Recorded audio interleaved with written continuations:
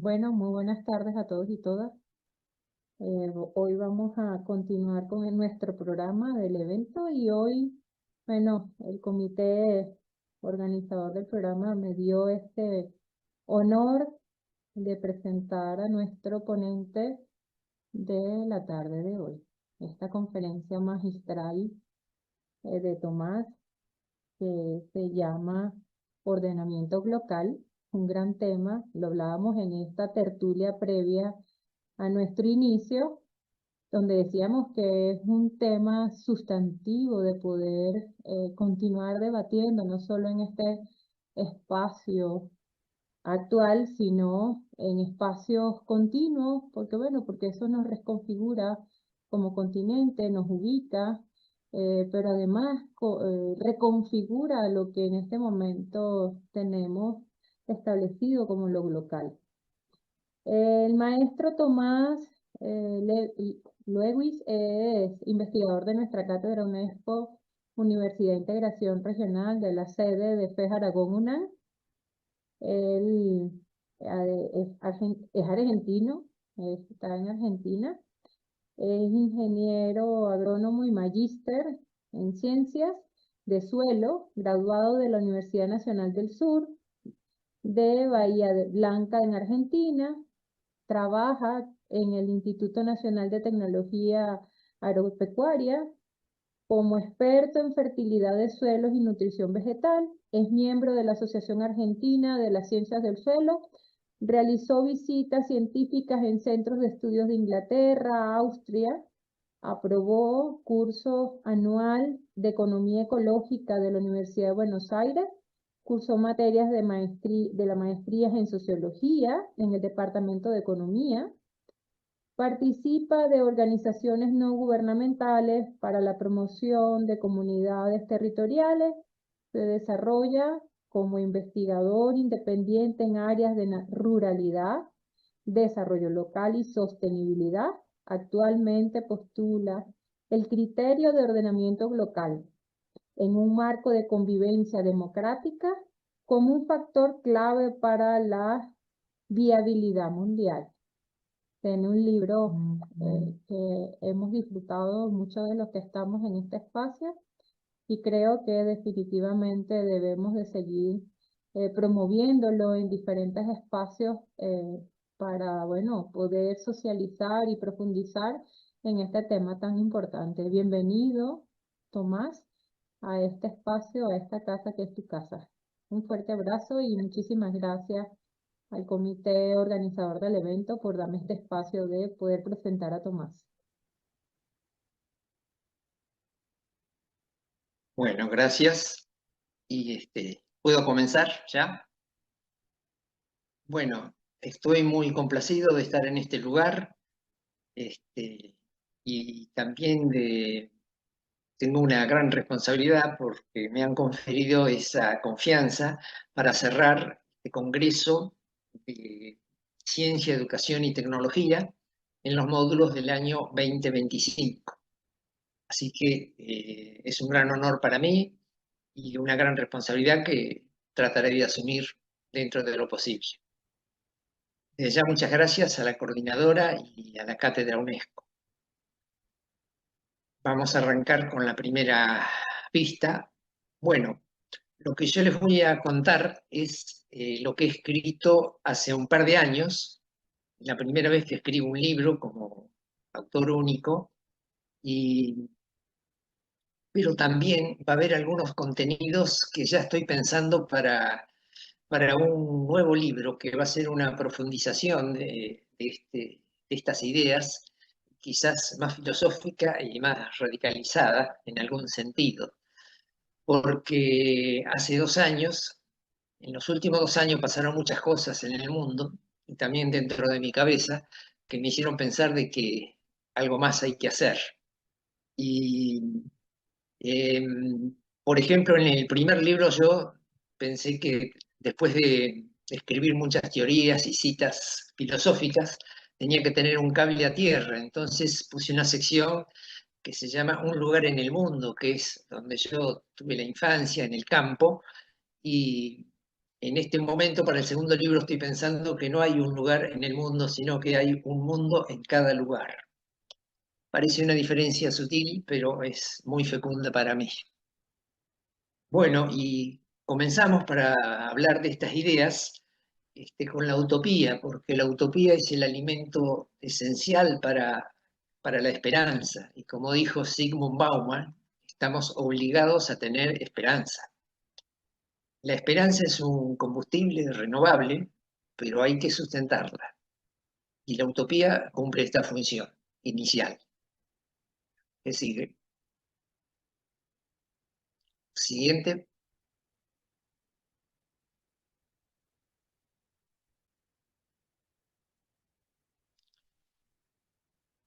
La siguiente vista, por favor. Bueno, esto es como una autopresentación, aunque ya me presentó muy bien María, pero quería recalcar que en mis primeros 20, 25 años, volví a la anterior. La anterior, por favor. La vista anterior. ¿Podés ir para atrás? Ahí está. Cuando yo te aviso, te cambias. Los primeros 20 años en el campo me dieron unos contenidos que estoy valorizando mucho, cada vez más. No, la que sigue, perdón. La vista que sigue.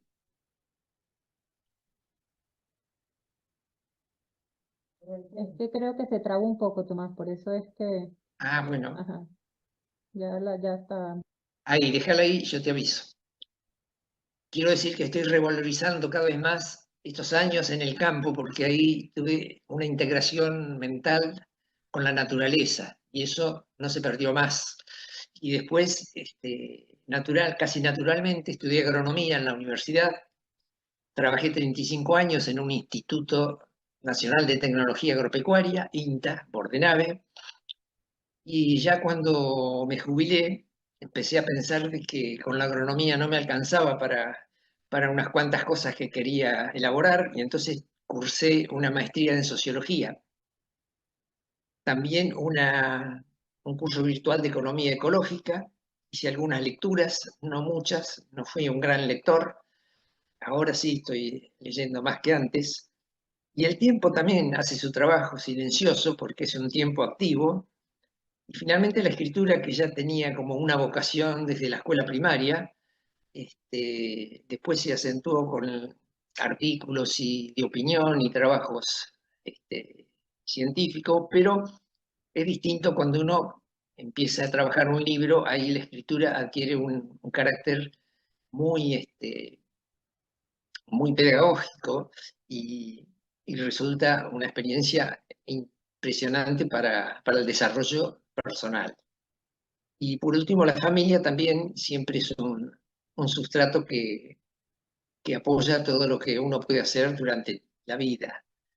Y la filosofía, que no se estudia normalmente son pocas la gente que estudia específicamente filosofía, se va adquiriendo con el tiempo, pero es cada vez más necesaria la filosofía, no solo para sobrellevar los tiempos difíciles que estamos teniendo, sino para generar las buenas preguntas, que después tienen que ser contestadas no solo por la ciencia, sino por los distintos saberes que hay en todo el mundo y en todos los lugares.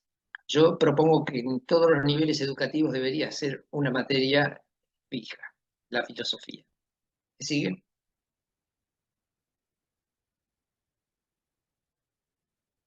Bueno, aquí es una cosa muy interesante porque el ex astronauta de la NASA, Ron Garan, en 2011, después de hacer un circuito interespacial importante, cuando volvía a la Tierra, se detuvo un segundo en observar la Tierra y vio qué frágil que era la Tierra, solamente protegida por una delgada capa de atmósfera. Y él pensó, estamos viviendo una gran mentira. Estaba pensando en la economía. Y finalmente dijo, no tendremos paz en la Tierra hasta que reconozcamos que todo está interconectado. Bueno, Yo tardé 40 años para llegar a la misma conclusión, porque lo mío no es un punto de vista, es la vista desde un punto, como dice Bourdieu. Y bueno, Ron Garan tenía un punto privilegiado y por eso tuvo esa epifanía visual que me parece muy emblemática para lo que estamos hablando. Que sigue. Bueno, también para abordar estos temas hay que tener ciertas visiones, ¿no? Este, no es que yo las tenga acabadamente, pero trato de tener una visión holística, sistémica y multiescalar. Son todas muy importantes, pero sobre todo la sistémica debería ser culturalmente adoptada porque estamos llenos de temas y incluso lo que estoy hablando no es un tema, es un sistema de ideas. Y, y lo multiescalar también es muy importante porque nosotros nos quedamos en una escala y no nos damos cuenta que dependemos de las escalas inferiores y superiores. Y eso hay que internalizarlo. Y finalmente, de lo que estamos hablando se puede incorporar a una transdisciplina, porque ya es un conjunto de disciplinas que incluye no solo las ciencias, sino los distintos saberes de saberes originarios, de pueblos originarios o de otras civilizaciones. Y bueno, es un verdadero diálogo de saberes, como dice Enrique Leff, del cual me considero un modesto discípulo, porque a pesar de que tengo 2 años más que él fue mi maestro, mi primer maestro en estas lides que estoy transitando ahora. Y bueno, finalmente, una visión que hay que incorporar es la interdependencia total o la interdependencia secas. Eh, Sueño con un día en que se celebre el Día Universal de la Interdependencia y dejemos de celebrar un poco la independencia de cada país. No es el menoscabo de la independencia y las libertades, pero tenemos que incorporar la interdependencia como un valor inherente para poder sobrevivir. ¿A que sigue? Bueno, también en el segundo libro voy a incorporar algo que no tenía en el primero, que es una condición filosófica y epistemológica, porque nosotros estamos viniendo de hace 5 siglos, después de las coordenadas cartesianas. Descartes fue un gran investigador científico, pero nos dejó como herencia lo que después fue un modernismo dualista. El modernismo dualista separa todo, separa mente, cuerpo, objetivo, subjetivo, masculino, femenino, y entonces se crean binarismos que son jerárquicos en muchos casos, y al ser jerárquicos, la parte superior genera dominación. También se generan muchas falsas dicotomías, porque siempre estamos discutiendo si esto es blanco o es negro. Hay desigualdad también, hay geopolítica, vamos a volver sobre el tema de geopolítica que me parece crucial, y finalmente estamos en presencia de un ecocidio y de guerras, que es un antecedente muy grave para lograr tener un futuro. Bueno, este paradigma se puede superar ahora como por un, por una filosofía transsubjetiva, compleja y relacional. Transsubjetiva quiere decir que vamos a empezar a construir realidades que compartimos y van más allá de lo personal, más allá de lo subjetivo. Y tenemos que utilizar la complejidad como herramienta porque el mundo es complejo. Si lo reducimos a un binarismo o a 2 factores, estamos equivocándonos totalmente. Y por último debe ser relacional, que es lo que hablamos de la interdependencia. Eso, ¿qué nos puede traer este nuevo paradigma? Que ya no soy, sino que somos, que ya no existo, sino que existimos, y que ya no hago, sino que hacemos. Esto paradójicamente es una simplificación, pero lo hago por razones de tiempo y porque no es mi especialidad. Pero lo dejo planteado para reflexionar sobre esto. Que sí.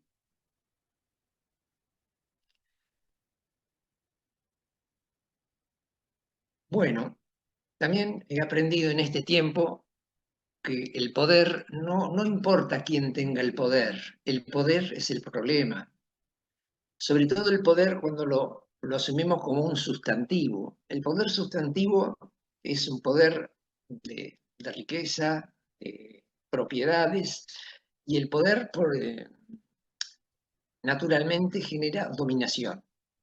Se concentra y oprime. Generalmente el poder está en pocas manos y, y la dominación es en la mayoría de la gente. Pero el poder se podía transformar en verbo, transformado en verbo puede dejar de ser competencia y empezar a ser cooperación o colaboración y se comparte y multiplica ya entre mucha gente, o sea, las comunidades. En definitiva, estamos optando, tenemos que optar entre plutocracia o comunidad. Cuando digo plutocracia estoy hablando de los niveles más elevados de una élite mundial y cuando digo comunidad estoy hablando del territorio, del lugar. Y eso lo vamos a profundizar en las siguientes vistas. La que sigue. Bueno, esto pretende ser un diagnóstico, porque la globalización que tiene varios siglos se ha acelerado mucho a fin del siglo pasado y también a principios del siglo presente. ¿Y qué ha generado? Muchos desequilibrios. Entre esos desequilibrios cito solamente cuatro, los desequilibrios ecológicos, sociales, económicos y políticos.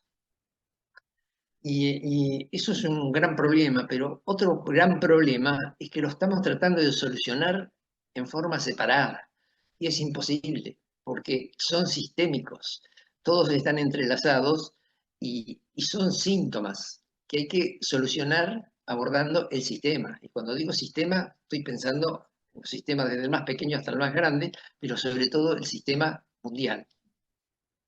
Y ha adquirido un carácter todos estos desequilibrios y estos síntomas han adquirido un carácter cultural que va más allá de los hechos fácticos y ya entra en la cuestión mental de todas las personas. Por lo tanto, ya no estamos en presencia de una crisis o una policrisis, sino una metacrisis mundial, que es como yo estoy titulando a lo que estamos viviendo ahora.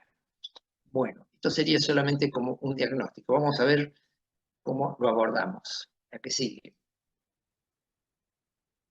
Bueno, esto es muy interesante, es como una digresión. Yo vi esta foto en el diario, en las redes. Ustedes saben que el sobregiro del mundo comenzó en el año 1970. En promedio, empezó en 1970, donde todo el mundo en promedio empezó a gastar eh, a consumir energía y entregar residuos, mucho más que la biodisponibilidad mundial puede regenerar dentro de un año. Entonces empezamos a consumir a cuenta del año siguiente. Acá se puede analizar, se podía hablar más de una charla con esta foto, pero en realidad es una foto que pasó desapercibida, la noticia nunca fue de primera plana, y solamente voy a mostrar tres aspectos acá.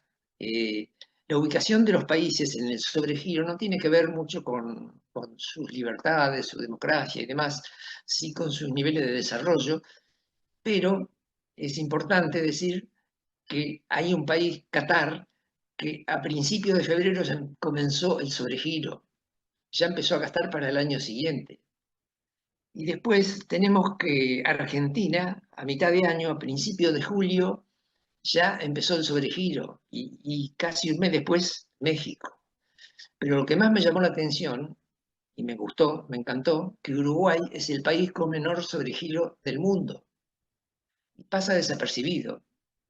Está Indonesia al lado, pero lo tenemos aquí de vecino en Argentina y, y bueno, es un ejemplo donde tenemos que empezar a ver las diferencias entre Qatar y Uruguay y empezar a trabajar sobre eso, porque es un indicador de sostenibilidad. No es el único, pero es muy relevante. Lamentablemente nadie habla de eso, pero es la huella ecológica que tenemos que transitar y elaborar para mejorar el mundo. La que sigue. Bueno, ahora sí vamos a entrar un poco en el tema más específico del libro, que a veces un libro tiene más impacto por la tapa y el título, porque tuve muchos encuentros y muchas llamadas por cuando vieron que apareció el libro, más allá de haberlo leído. Pero lo que trata el libro no es de encontrar una fórmula para solucionar los problemas del mundo, ni nada por el estilo. Lo que uno pretende humildemente es generar nuevas agendas, es decir, salir de la noticia del día, del número del día, del fárrago de noticias que nos bombardean todos los días, que finalmente no es información, termina siendo desinformación o negacionismo o neonegacionismo, que es cuando no dicen lo que tienen que decir, simplemente lo ocultan, que es lo más riesgoso. Y también generar nuevas demandas, porque la población no está teniendo las demandas que hacen falta al mundo. Entonces hay que generarlo con la educación, con el trabajo de organismos no gubernamentales, redes, etcétera, etcétera, y de generadores de opinión. Y también deberemos generar mejores agencias, agencias a nivel individual, comunitario y social. Es decir, que tengamos capacidad de realizar cosas en el ámbito que estemos en forma autónoma y no dependiendo de factores externos. Los que tienen capacidad de agencia se pueden decir que son agentes autónomos, pero los que no lo tienen son heterónomos. Y bueno, tenemos que luchar por eso, por tener mayor capacidad de agencia individual y colectiva. ¿Me sigue? Bueno, el término local no lo inventé yo, ni mucho menos. Ya hace varias décadas que están elaborando varios investigadores eso, por ejemplo, Robertson y después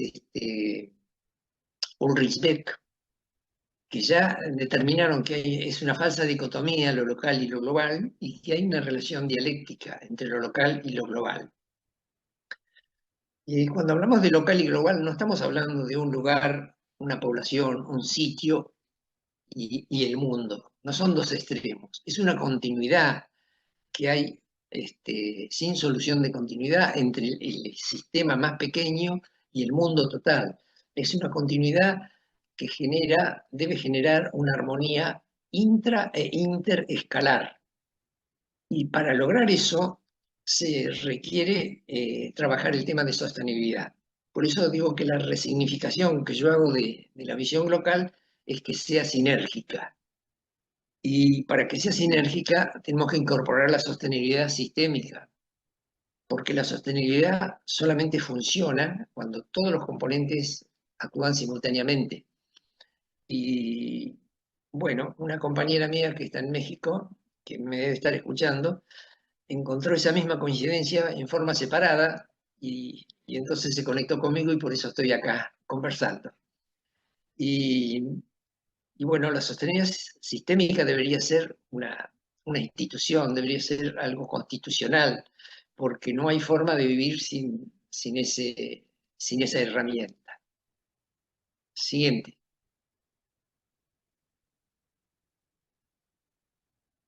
Bueno, ahora que ya tuvimos un diagnóstico, vamos a ver con qué lo podemos neutralizar el diagnóstico que no es nada favorable. El problema no es la globalización, sino los globalizadores. Es decir, no hay que fetichizar ni reificar siempre las causas. Hago un elogio de la culpa, como un escritor argentino lo dijo en un libro, que son las personas las que nos generan los problemas. Los modelos, como es la globalización, el comunismo, el capitalismo, no son culpables de nada, sino las personas que lo implementan. Y la globalización tal cual fue realizada últimamente no tuvo en cuenta el territorio local. Entonces generó una desterritorialización creciente y que fue casi como una víctima de la globalización y también una fragmentación porque está implementada por el poder, por una élite de poder. Y el poder implementa, divide y reinarás. Entonces está todo fragmentado y hasta un punto que llega a la polarización, que se puede nombrar como un problema global, una patología social global, la polarización entre dos puntos, ¿no? Y bueno, frente a eso, ¿qué podemos hacer? Estamos proponiendo la localización, es decir, ya lo más importante no es lo global, que ya es una palabra que yo espero que se reemplace por local, sino que lo más importante es el territorio, la comunidad, la autonomía. Desde allí tenemos que hacer la política, generar en base a cooperativas y bioregiones, porque la bioregión es el módulo ecológico en el cual podemos integrar los territorios hasta llegar a las provincias, los países y finalmente el mundo. Y utilizar, por supuesto, la sostenibilidad y la democracia, porque la democracia es una condición necesaria y en lo que va del siglo XX está decayendo mucho. Que la democracia todavía no tiene las herramientas para defenderse de los antidemocráticos. Tenemos que hacer una democracia más radical que se autogenere cambios para poder mantenerse y dar lugar a todo lo demás que necesitamos para sobrevivir en este planeta. La que sigue,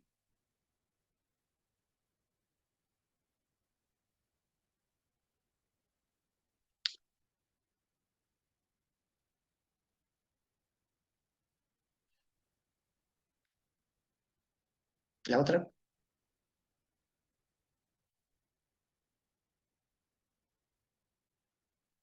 Ah, bueno, estamos acá. Bien, no me di cuenta. ¿Cuál sería la principal política que deberían tener todos los países? Yo luché mucho en la Argentina para que lo tenga, porque en Argentina tenemos el 30% de la población en menos del 0,5% del territorio. Lo dejo ahí. Y el ordenamiento territorial debería ser una política de Estado, de todos los países. Pero para tener políticas de Estado hay que tener proyecto de país, cosa que la mayoría no tiene, algunos lo tienen. Y, y entonces el ordenamiento territorial es básicamente una redistribución de lo económico, de lo político, de lo económico y lo cultural, porque tenemos todo concentrado en lo macro, y tenemos que pasar de lo macro a lo micro como más importante, pero sabiendo que hay una relación. Y también es una descentralización, porque la descentralización genera equidad y genera ocupación del territorio y genera una mayor cercanía entre la producción y el consumo. Y ahí, por ahí viene la sostenibilidad también.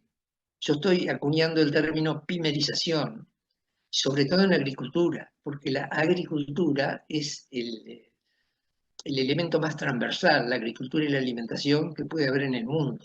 Podemos decir que el mundo será tan bueno o tan malo como sea el complejo agroalimentario. Entonces, si nosotros volvemos a las pequeñas y medianas empresas, sobre todo en agricultura, porque lo pequeño es hermoso, como decía Ernest Schumacher, bueno, podemos hacer una gran transformación. Estoy parafraseando la gran transformación que escribió hace varias décadas Karl Polanyi, donde citaba la gran transformación como negativa de la autosuficiencia del mercado. Bueno, ahora estamos hablando de una gran transformación que puede ser positiva. Pero de las pymes agrarias no hablan, hablan de cualquier pyme, pero menos de las agrarias, porque eso es lo más sistémico que se puede implementar en una transformación radical del mundo. La que sigue.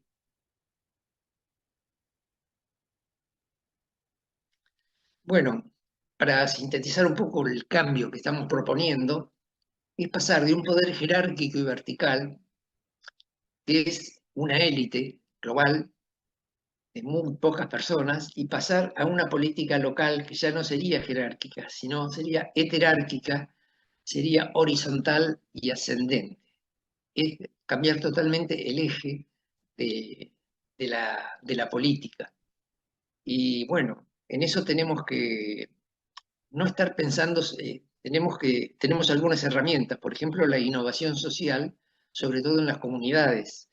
y también aplicando el principio de subsidiariedad, es decir, que los territorios autónomos pueden progresar, pueden, una comunidad puede decir, bueno, vamos a solucionar los problemas que tenemos, los problemas de servicios y demás, de sanidad, de consumo, etcétera, y, y avanzan hasta que logran el progreso y cuando ya lograron un cierto nivel pueden, sí, echar mano a alguna colaboración de otras jerarquías superiores. Eso se llama subsidiariedad. La que sigue.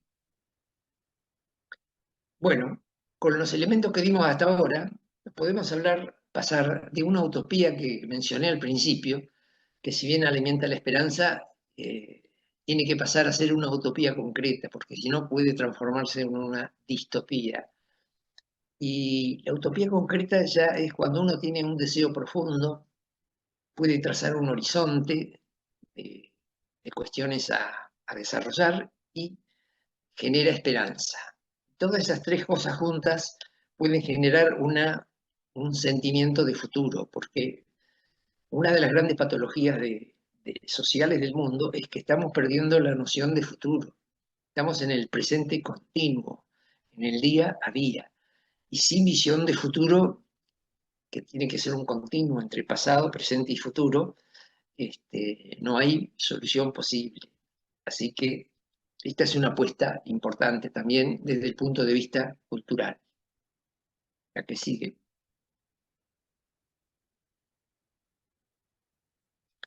Bueno, ¿cómo podríamos arrancar pensando en el futuro? Yo creo que en vez de la geopolítica, volvemos a ese tema, tenemos que pasar de la geopolítica a una praxis local, porque la geopolítica es competencia, son los imperios, los países que quieren tener más influencia económica y política y compiten entre sí, y es una lucha sin cuartel, y finalmente termina en un desequilibrio ecológico y también, ¿por qué no?, en la guerra, que puede ser igualmente riesgoso. Podemos pasar de una ética antropocéntrica a una ética del bien común, y no solamente entre los humanos, sino entre todos los seres vivos, incluyendo los vegetales, incluyendo los paisajes, la naturaleza en total. O sea, es una ética del bien común y de los bienes comunes. Por ahí podríamos arrancar.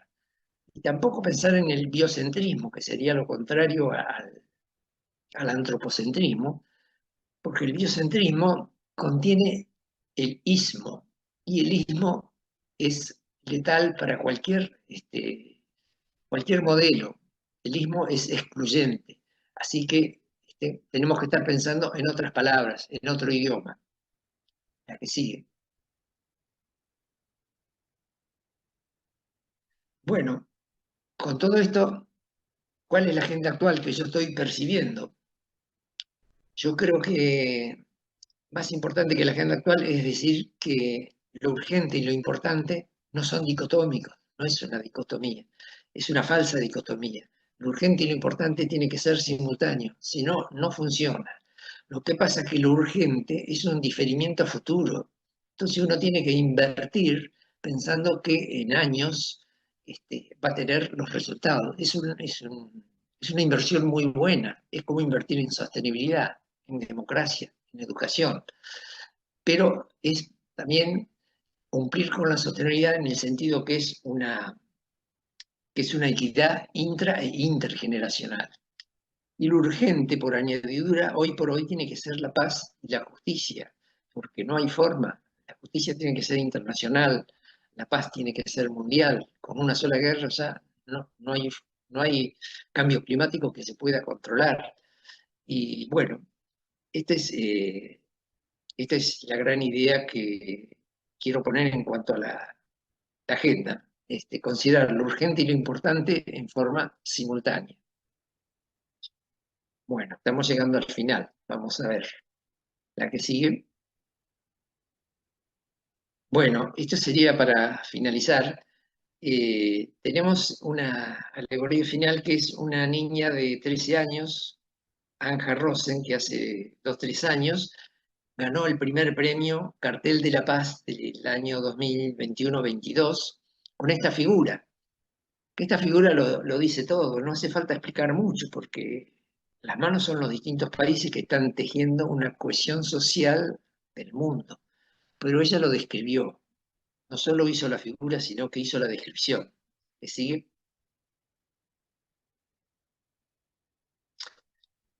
Y eso dijo que mi dibujo representa la tierra que nos une. Los humanos estamos tejidos juntos. Si alguien se rinde, otros caen. Todos estamos conectados a nuestro planeta y unos a otros, pero somos poco conscientes de ello. Bueno, yo creo que esto eh, me gratifica mucho que una generación tan distinta a la mía coincida conmigo y con muchos de ustedes, seguramente. Y, y para mí la reflexión final es que tenemos que volver a la tierra, porque la tierra nos habla y la tierra sabe. La tierra sabe. Ahora tenemos que hablar el mismo idioma que la tierra. Y entonces vamos a empezar a funcionar mejor como mundo y vamos a poder sobrevivir a esta grave situación que estamos viviendo todos. ¿Me sigue?